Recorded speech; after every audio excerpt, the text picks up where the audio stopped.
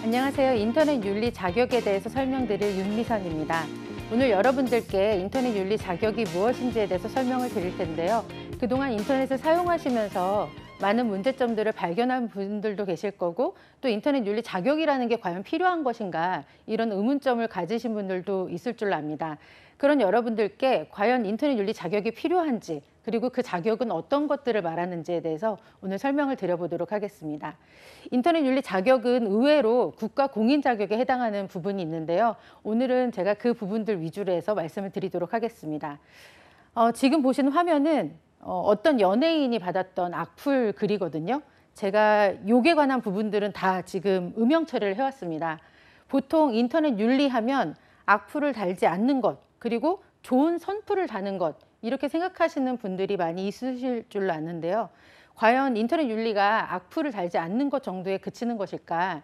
이런 부분들에 대해서 오늘 설명을 드려보도록 하겠습니다.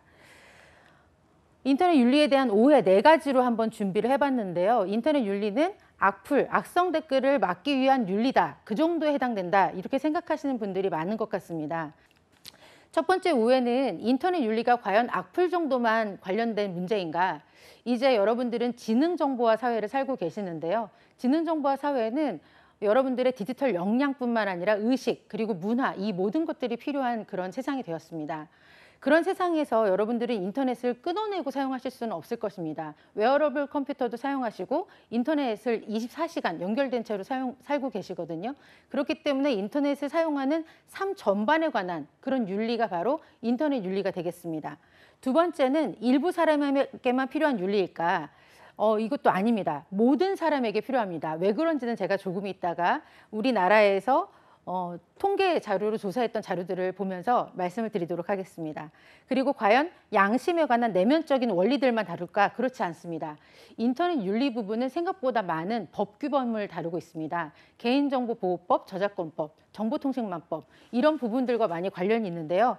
과연 어떤 부분들이 포함되는지 나중에 문제풀이를 하면서 그때 살펴보시면 좋을 것 같습니다. 인터넷 윤리는 청소년들에게 가장 필요한 윤리다.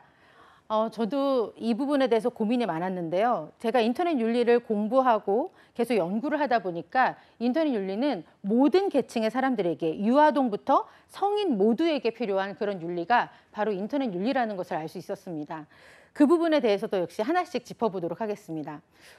과기부에서 2018년 우리나라 인터넷 이용률이 얼마큼 되는지를 조사를 했습니다. 우리나라 인구의 91.5%가 인터넷을 사용하고 있습니다. 거의 대부분의 사람들이 인터넷을 사용한다, 이렇게 볼 수가 있겠고요. 모바일을 사용하는 인터넷 이용률은 얼마큼 될까? 모바일을 통해서. 모바일 사용 안 하시는 분들 거의 없으신 줄 알고 있는데요. 99.9%, 20대, 30대는 99.9%, 그리고 연령층이 높아지건 낮아지건 굉장히 높은 퍼센트로 모바일을 통해서 인터넷을 사용한다는 것을 알 수가 있습니다. 스마트폰 자체를 이용하는 것, 스마트폰은 인터넷과 계속 연결되어 있는 폰이 스마트폰이잖아요. 그런 것들도 보시면 거의 90% 이상, 평균 남자는 92%, 여자 87.2% 정도의 비율로 많은 이용률들을 보이고 있습니다. 인스턴트 메신저, 이거 사용 안 하시는 분들 역시 없으실 줄 아는데요. 인터넷을 사용하는 인구 중에서 95.9%가 인스턴트 메신저를 사용을 하고 있습니다. 그리고 주로 이제는 전화보다도 인스턴트 메신저를 통해서 대화를 하는 경우들이 많이 있습니다. 그래서 이런 이용률도 꽤 높게 나오고 있고요. 또 인터넷 쇼핑 이용률도 지금 62% 이상으로 나오고 있는 것을 볼 수가 있습니다. 인터넷 뱅킹도 마찬가지고요. 네, 꽤 높은 퍼센트로 전 인구가 인터넷을 사용하고 있는 것을 알 수가 있습니다. 또 과기부에서 스마트폰 과의존 실태조사라는 것을 조사를 했는데요. 이 과의존이라는 것은 예전에는 중독이라는 단어로 그렇게 설명을 했었습니다. 그러나 중독이라는 단어는 병리적인 그런 의미를 포함하고 있기 때문에 과의존이라는 단어로 변경해서 사용하고 있는데요. 이 과의존 실태조사를 했을 때 생각보다 충격적인 결과들이 있습니다. 일단 조사 대상은 우리나라는 만 3세부터 시작해서 69세까지 이 조사 대상에 포함을 하고 있습니다. 제가 왜 우리나라가 만 3세라고 했냐면요. 우리나라만 낮은 연령대의 많은 수의 유아동들이 인터넷을 사용하기 때문입니다. 그래서 그 스마트폰을 사용하는 인구가 만 3세부터 시작이 되는데 이 3세부터 69세까지 조사를 했을 경우에요. 얼만큼 과의존이 되고 있나. 스마트폰 이용자 10명 중 2명이 과의존 상태라는 것을 알 수가 있었습니다. 19.1%. 그러니까 10명 중에 2명은 스마트폰을 쥐고 절대 놀 수 없는 그런 상황이 된다는 것을 알 수가 있는 거죠. 그리고 유아동의 조사를 별도로 하기 시작했는데요. 몇 년 전부터요. 문제는 이 유아동의 과의존 상태가 계속해서 해마다 증가되고 있는 것을 알 수가 있습니다. 지금도 1.6% 증가된 것으로 나타나고 있거든요. 그리고 전 연령층 중에서 유아동들의 스마트폰 과의존 위험률이 항상 매년마다 가장 큰 폭으로 상승하고 있는 것을 알 수가 있습니다. 오늘 말씀드리는 것 중에서 유아동들의 과의존이 왜 그렇게 심각한지는 다 말씀드릴 수는 없지만 이 스마트폰은 최대한 연령대를 늦춰서 사용하는 것이 더 안전합니다. 그 부분을 꼭 강조를 드리고 싶고요. 부모님이 과의존 위험군일 경우에 자녀들이 위험군에 속하는 비율을 봤을 때 일반 부모님들에 비해서 훨씬 더 높게 나타나는 것을 알 수가 있습니다. 즉 부모님들이 과의존이 되면 더 자녀들도 과의존이 되는구나. 이런 결과들이 통계조사로 나온 것이고요. 지금 보여드리는 화면은 제가 여러 가지 지금 신용어들, 인터넷에서 나온 신용어들, 신기술들을 모아서 한눈에 보이도록 이렇게 표시를 해봤는데요. 여기 복잡하게 보이는 이 선들은 사실은 이 단어들의 연결성을 한번 선으로 연결을 해봤습니다. 보시면 소셜 네트워크 서비스 사용하고 계시니까 아실 거고요. 빅데이터도 많이 들어보셨고 웹 2.0, IoT, 유비쿼터스, 무인 자동차, 드론 이런 단어들 많이 들어보셨을 텐데요. 이 모든 것들과 관련된 내용들, 이것들을 어떻게 하면 잘 활용을 하고 윤리적으로 활용을 하고 이것을 이용해서 삶을 윤택하게 할 것인가. 그게 바로 인터넷 윤리에 관한 그런 내용입니다. 인터넷 윤리 왜 필요할까? 저는 자격이 필요한 내용을 자격이 중요하다라는 내용을 말씀드리기 전에 인터넷 윤리 자체가 중요하다는 것을 먼저 말씀드리고 싶습니다. 제가 뉴스를 몇 가지를 뽑아 와봤는데요. 연합뉴스에서 2019년도 8월 얼마 되지 않은 그런 자료입니다. IP 카메라 150대 해킹해서 사생활 훔쳐본 30대 집행유예. 이런 뉴스가 있었습니다. 또 다른 뉴스를 한번 보면요. 어떤 연예인들에 대해서 성희롱, 악성 댓글 간과할 수 없어서 고소장을 제출했다. 이런 뉴스들은 아마 많이 보셨을 겁니다. 이런 악플에 관한 것들은 너무도 많이 접하시기 때문에 많이 보셨을 거고요. 개인정보 보호에 관련해서 개인정보도 통장도 탈탈 털리는 대한민국. 이 부분도 인터넷 윤리 범위 안에 속하는 부분이기 때문에 기사를 가지고 와봤습니다. 아마 쉽게 접할 수 있는 그런 역기능에 관한 뉴스일 텐데요. 이것뿐만 아니라 저작권 침해. 여러분들 저작권 침해 안 하고 계시는지 궁금한데요. 나도 모르게 안전하게 사용하고 있었는데 나도 모르게 저작권 침해를 하는 범위가 상당히 많습니다. 특히 인터넷 윤리를 공부해보면 내가 모르고서는 저작권 침해를 했구나 이런 경우들이 많이 있거든요. 근데 운이 좋지 않으면 이 저작권 침해 소송에 걸릴 수 있다는 겁니다. 네, 그런 시정 요구들 방심위에서도 계속해서 증가되고 있는 것을 볼 수가 있었고요. 또 다른 뉴스를 보면 글꼴, 무료 파일, 무료 글꼴이다 해서 많이 사용을 하실 텐데 저도 이 지금 자료 만들면서 방송국에 이 글꼴 사용해도 되나요? 라고 허락을 받고 만들었거든요. 무료 글꼴이라고 해서 아무 데나 쓸 수 있는 것은 아닙니다. 보통 인터넷에서 무료로 제공하니까 써도 되겠지 생각하지만 그런 부분들도 생각보다 저작권 위반의 범위에 해당되는 범위가 많이 있습니다. 그런 것도 인터넷 윤리 안에서 다루고 있고요. 또 국내 기업, 이거는 정보 보안에 관련된 건데 국내 기업 사이버 공격 피해액 연간 79조 원. 여러분 79조 원이라는 이 액수가 상상이 되시나요? 우리가 정보 보안의 문제로 또 해킹의 문제로 기업이 잃어버리는 손실이 연간 79조 원이나 된다는 사실을 알 수가 있습니다. 이 모든 것들에 관한 시사점들, 이 모든 것들에 관한 이슈, 이런 것들을 다루는 것이 바로 인터넷 윤리입니다. 인터넷 윤리 영역에서 중요하게 생각하는 그런 영역들이 몇 군데가 있는데요. 첫 번째는 저널리즘입니다. 이제 여러분들은 인터넷의 내용의 수용자이실 뿐만 아니라 인터넷 내용을 만들어내는 제공자이시기도 하십니다. 인터넷 내용을 스스로 만들어서 제공하는 공급자에 해당이 되시는데요. 그렇기 때문에 어떻게 글을 잘 쓰고 신뢰성 있는 정보를 전달할 것인가, 가짜뉴스가 되지 않게 할 것인가, 이런 부분들이 바로 저널리즘에 포함이 됩니다. 그리고 무분별한 공격에 대해서 어떻게 대응할 것인가, 그리고 나의 의견을 전달할 때 어떻게 하면 정말 논리적으로 그리고 객관적으로 잘 전달할 것인가, 정확하게 잘 전달할 것인가, 이런 것들이 바로 저널리즘의 문제입니다. 그런데 인터넷에 내가 글을 올릴 때 누군가가 게이트키핑을 해주지 않습니다. 그것이 무엇이냐면 누군가가 내가 올린 글에 대해서 이것이 옳아요, 정확해요 라고 검증을 해주지 않고 내가 올려버리면 다른 사람들은 그것을 보고 믿을 수도 있고 또 어떤 사람들은 아예 믿지 않을 수도 있고 그런 상황이 됩니다. 그래서 이 저널리즘 문제가 인터넷 윤리에서 많은 큰 이슈를 차지를 하고 있습니다. 또 불법 정보나 청소년 유해 정보 인터넷에서 원하지 않아도 많이 접하고 계실 텐데요. 불법 정보는 실정법에 위배되는 모든 정보에 해당이 됩니다. 우리나라 실정법에서 개인이나 사회, 국가 법익을 침해하는 정보들로 정의한 범위들이 있습니다. 명예훼손, 사이버 스토킹, 해킹 바이러스 유포, 국가기밀 누설, 그리고 국가보안법 위반, 이런 것뿐만 아니라 개인정보 보호를 하지 못하는 것, 그런 것들 유출, 이런 것들도 다 불법 정보에 해당이 되고요. 청소년 유해 정보는 청소년들에게 정신적, 신체적으로 건강에 명백히 해를 입히는 것이다라고 그렇게 정의한 것들의 범위가 있습니다. 그런 범위들에 해당되는 내용들도 인터넷 윤리 안에 포함이 되고 있습니다. 그리고 아까 앞에서 그 통계 자료를 말씀을 드렸는데요. 인터넷 중독 문제가 계속해서 심각하게 문제가 되고 있습니다. 유아동부터 시작해서 성년에 이르기까지, 성인에 이르기까지 중독이 계속해서 증가되고 있기 때문에 이런 부분들에 대해서도 인터넷 윤리에서 다루고 있습니다. 개인정보 침해, 그리고 저작권 위반, 이런 부분이 다 인터넷 윤리에서 필요한 부분들이고요. 악성 코드와 해킹 문제들이 많이 일어나고 있는데 나는 해킹 당하지 않는데 괜찮은데 라고 생각하실지 모르지만 생각보다 백신 프로그램을 돌려보시면 많은 바이러스가 유입되고 있는 것을 아실 수 있고요. 또 이런 악성 코드에 감염되면 내 PC에서 개인정보가 줄줄줄 새나가기 때문에 그래서 더 많은 문제들이 되고 있습니다.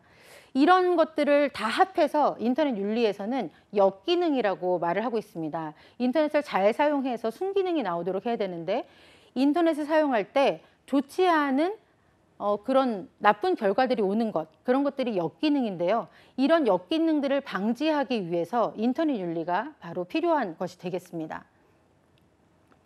인터넷 윤리, 개인정보 유출, 저작권 침해, 사이버 폭력 등 인터넷에 있는 역기능을 예방할 뿐만 아니라 그런 일들이 일어났을 때 어떻게 하면 대응할지, 이런 것들을 위해서 인터넷 윤리가 필요합니다.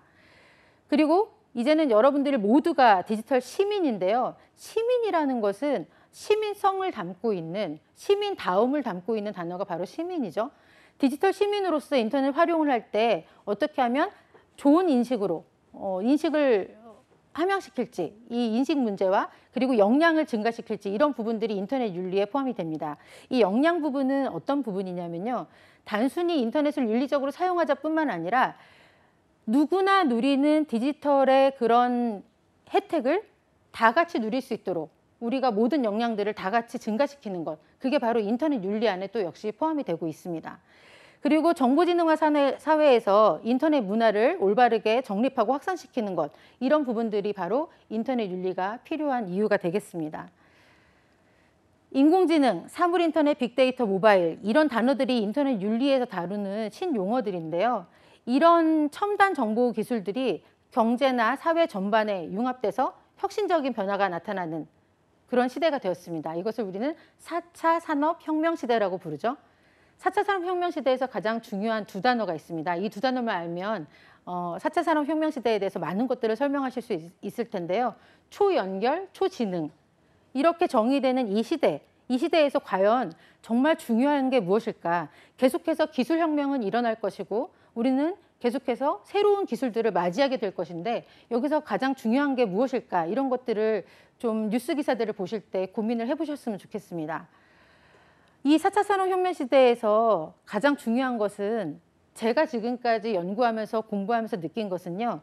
인터넷 윤리 의식인데요. 다른 말로 바꿔보면 바로 사람이 바뀌는 것이 되겠습니다. 왜냐하면 인터넷 윤리의 역기능에 일어나는 그 행위들을 하는 것은 AI가 아닙니다. 사람들이 모든 문제를 일으킵니다.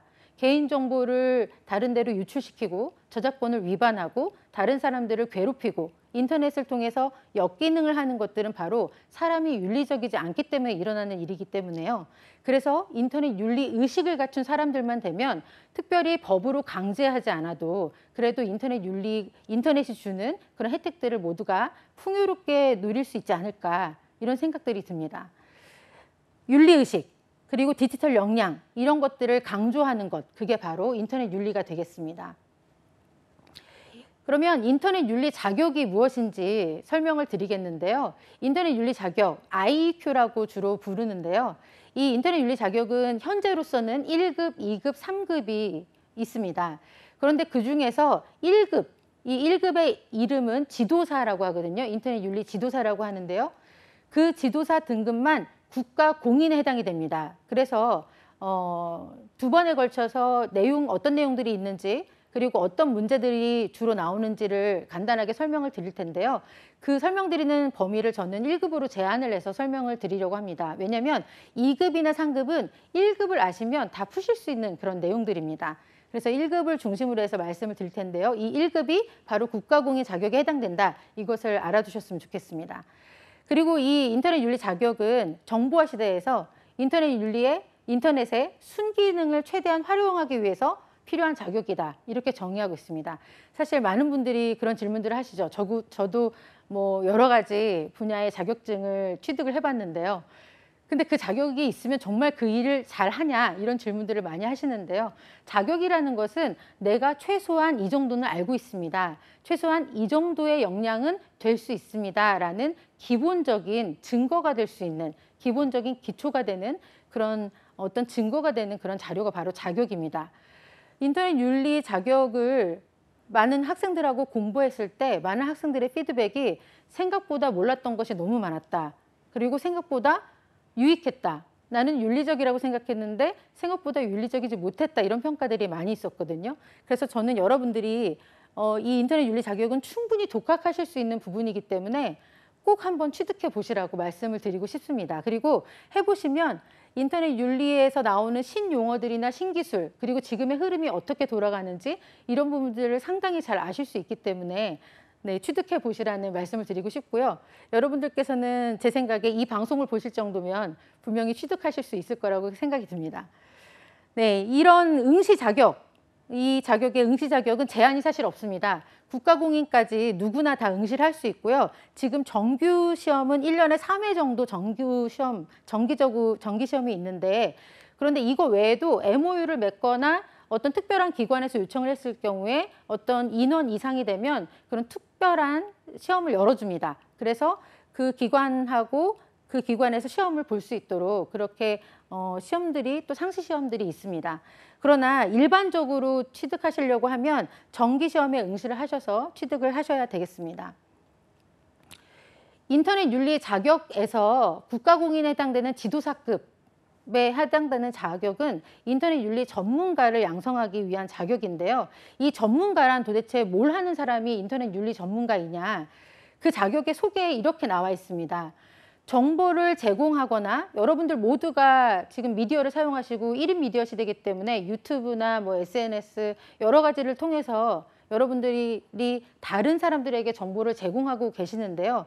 그런 정보를 제공하실 때 비판적으로 수용할 수 있도록 제공할 때 내가 비판적으로 내가 내용을 이해하고 다른 사람들에게 주고 다른 내용을 볼 때도 비판적으로 또 받아들일 수 있도록 그 모든 것들을 할 수 있는 능력을 갖춘 사람을 인터넷 윤리 전문가라고 한다.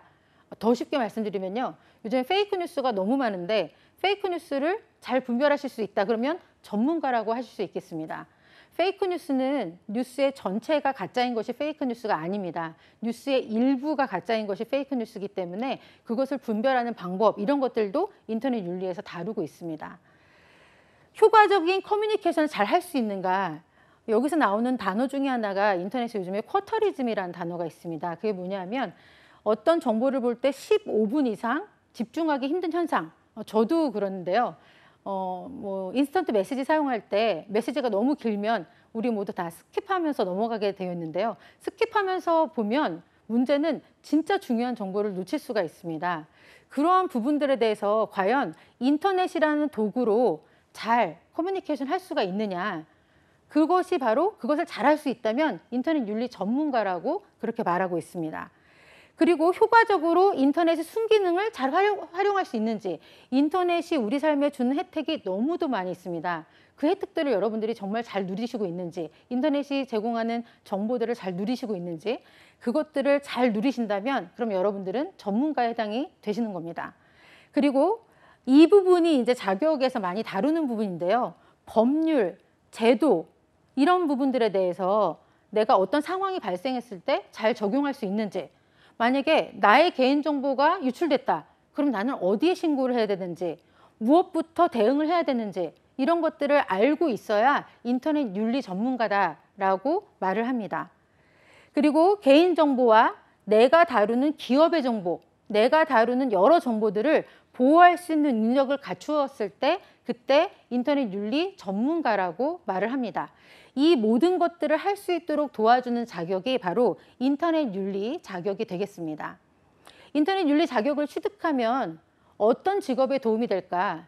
저는 사실 모든 직업에 도움이 된다고 생각합니다. 왜냐하면 우리가 기업에 취업을 하든 어디에서 일을 하든 정보를 다루지 않는 곳이 없습니다. 그리고 인터넷을 사용하지 않는 곳이 없기 때문에 인터넷을 다루는 모든 직업군에서 이 인터넷 윤리는 필요합니다.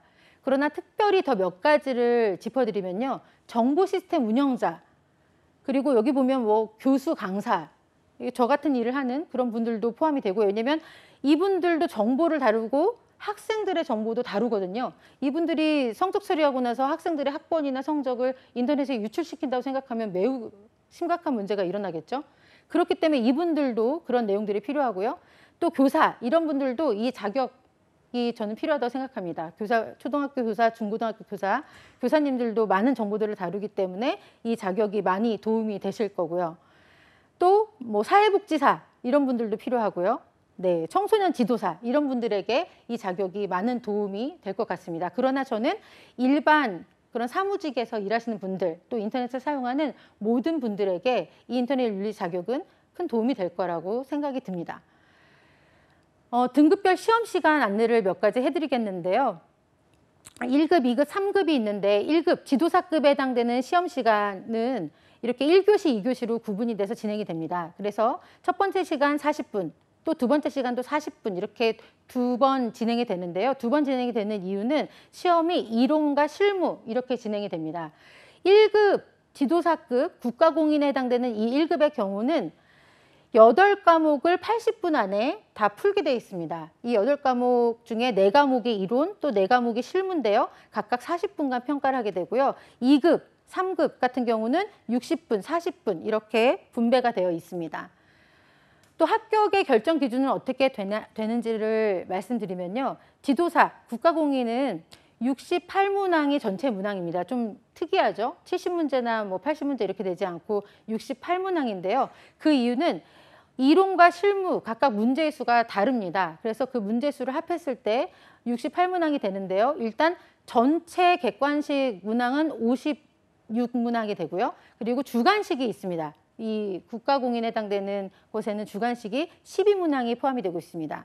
그리고 2급과 3급은 주관식이 없습니다. 그래서 난이도도 그렇게 높지 않고요. 아마 3급 같은 경우는 그냥 한번 볼까 해도 합격하실 수 있는 정도의 난이도라고 생각하시면 될 것 같고요. 2급 정도 되면 용어들을 좀 아셔야 합격하실 수 있고요.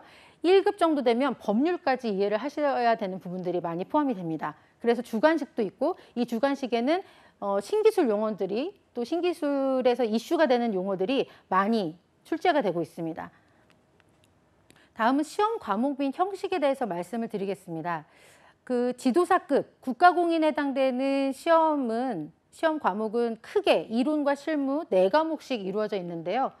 이론 분야에는 이렇게 인터넷 문화 강론, 인터넷 역기능 강론, 그리고 정보보호 강론, 교육 및 상담 이론 이렇게 들어가고 있습니다.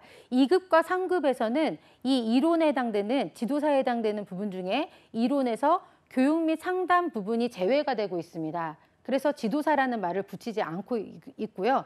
지도사는 인터넷 윤리에 대해서 전문가가 되면서 다른 사람들까지 상담하고 교육할 수 있는 분들을 지도사라고 하기 때문에 그래서 교육을 만들어내고 모델링을 하고 상담을 하는 부분들까지 이론에 포함이 되고 있습니다.